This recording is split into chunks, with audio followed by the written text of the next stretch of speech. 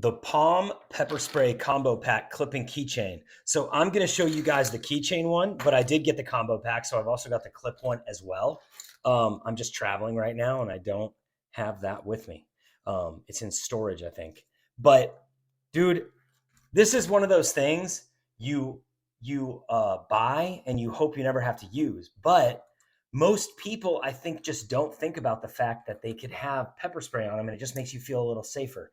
I can say I lived most of my life never thinking about the fact that maybe I should have some of this. Over the past year, after having it, you just feel better everywhere you go. Whether you're walking down kind of a weird street or you're just in your car and there's traffic. I mean, you've got this no matter what, and you can just, get it and use it.